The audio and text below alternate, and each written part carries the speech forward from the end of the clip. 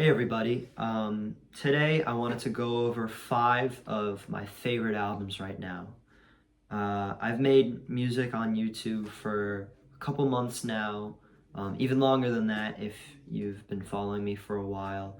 But I really wanted to delve into some of the music that inspires me. So if you hear me or any of my stuff, you'll know that these five albums are what really drive me to create the stuff that I do. I would say these albums are sort of the perfect representation of my sound. And I think that that's true for anybody who makes music. Like you could pick out three, four, five albums where it's like, oh, I really like the sound of the bass from this album, so I'll take that and make it into my own style. Or I really like the way the drums are recorded on this album, and I'll take that.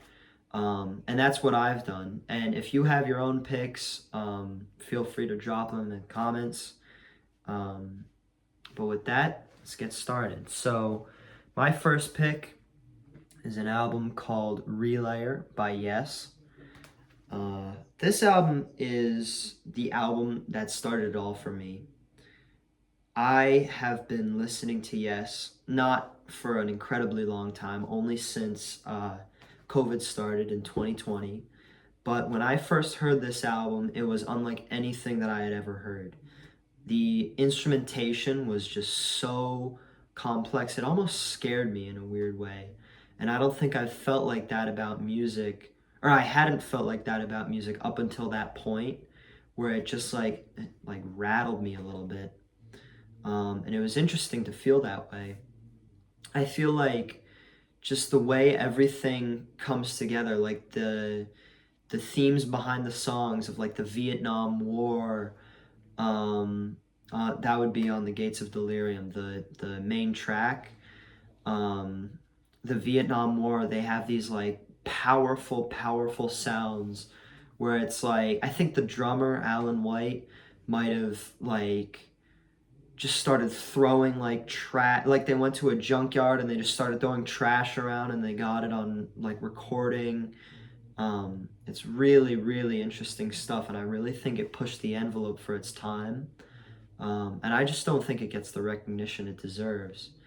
Um, Now, I two of my other picks are very close in music in that not that they're by the same person, but these albums we have Chris Squire's Fish Out of Water and Patrick Moraz's The Story of I. These guys actually both played with Yes, and they both played on Relayer.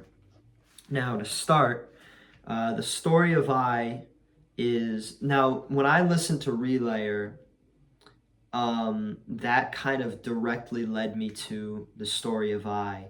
And The Story of I is really interesting because it has, it's about like 10 or 12 songs and they all flow into each other. Not just because they don't stop, but because they share like a common theme. And there's like a story that flows between all of the songs, which I think is really interesting. And some of the stuff that he had to write like would show up in one song, like the first song, and then would come back like somewhere random in the eighth song. So there was a lot of like interesting motifs that flowed throughout the whole album, which I thought was awesome. Um, yeah, I don't know if I have much else to say about that. It's just a great album. The use of Brazilian sounds on The Story of I is really cool. So I would again check that out. This album had even less recognition than Relayer. So and not that I think like one of my picks is pretty popular. I'll get into the last three right now, but uh, I would say the first four are picks that don't necessarily get a lot of recognition. So but even all five of them, I would just check out anyways. They're all really good albums. And with that being said, Chris Squire's Fish Out of Water.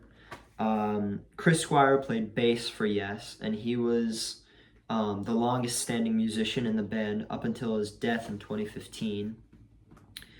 Uh, he was always characterized. Now, not a lot of people have heard of Yes the way that I have, where like they're huge, huge fans. A couple people have, and if you have, then that is awesome. But many people, when they think of Yes, or maybe they don't even think of Yes, but when you think of Chris Squire's bass playing, you think of Roundabout, like the really thick sounding, like dunk, dunk, dunk, dunk, dunk, like very thick, very fuzzy, and that is just everywhere on this album. Um, I've tried time and time again to try to emulate his sort of fuzziness. I even have um, almost like a Rickenbacker copy bass sort of thing. The bass that he used, the Rickenbacker, I think it was a 4001. They go for about $3,000. So I had to get myself a Jackson bass that's a lot less expensive.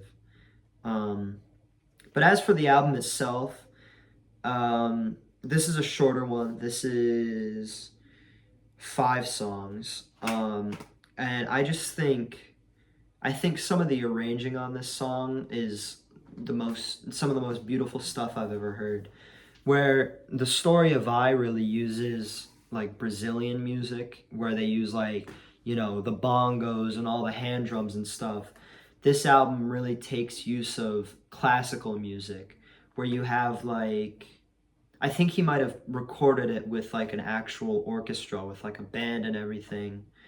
Um, with like trumpets, clarinets, all that good stuff. Overall, a really fun listen. Not that complex, I would say. There's a couple of like hit single type songs. Not that it ever got big, but a pretty easy listen all throughout. Now, similar to the classical instrumentation of Fish Out of Water, my next pick would be a Yes adjacent band, another one of my favorites. This is Pictures at an Exhibition by Emerson, Lake and Palmer. Now, like I said, this album also has classical instrumentation, but it was really driven by the keyboardist Keith Emerson of the Emerson and Emerson, Lake and Palmer.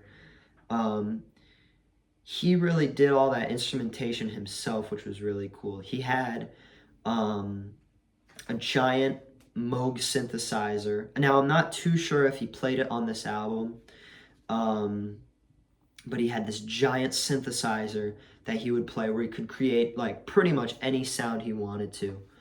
And that's over like all the band's work, which I think is really cool.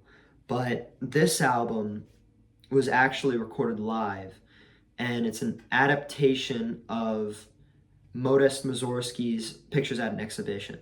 So it's essentially this really old guy, his classical symphony reworked into rock and roll. And it's got like bits and pieces from the original thing, but also some of ELP's like original stuff, which I think is really interesting.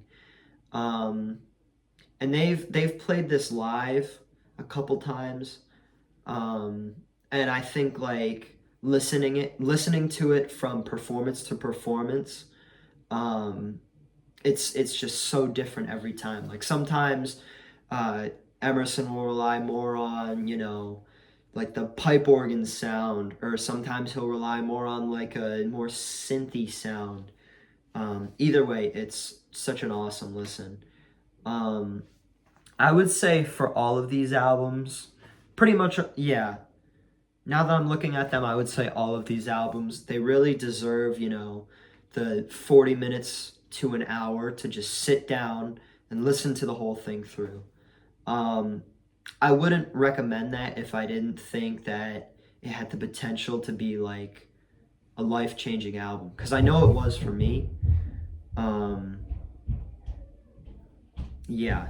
I don't know.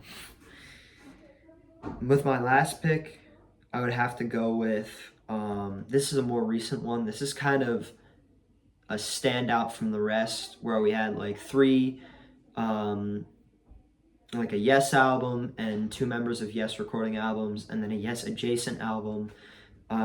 This is just one that's very near and dear to my heart. This is Lonerism by Tame Impala. Um, Now my history with Tame Impala is pretty interesting because I've been listening to Tame Impala since I was 3 years old. My dad, I like, it's weird how I can picture the day my dad put him on. When my dad played Tame for me for the first time, he played a song off Inner Speaker because Lonerism hadn't been released yet. Um, and I remember, like, this would always be my rainy sunny day, or sorry, my rainy Sunday like record. So whenever it would be rainy, we would be locked inside, don't really want to go out. You'd put that album on, and just listen through the whole thing. So it's a very personal album for me, but I think it can resonate. Like some of the messages with isolation and like kind of choosing that for yourself. Um, I think that can resonate with a lot of people. So yeah, all of these picks, these are, I would say this is a pretty good representation of my favorite music. I don't think I would pick um, my 5 favorite songs from outside of these 5 albums. I just think, I mean, say what you want about that. Um, I do have a much broader taste in music outside of these. I just think that these 5 albums are my favorite, but they also don't get a lot of recognition. So, like I said before, sit down, just pick an album or two, and just listen to the whole thing. It is so completely worth it. So, I hope you at least tolerated me rambling on for 12 and a half minutes. And in case you have, please feel free to show your support and subscribe and all that good stuff. I really hope to lean into making music as opposed to talking about it, but I'm always open to new ideas, whatever I can do to, spread my music out to the masses. Yeah, thank you guys.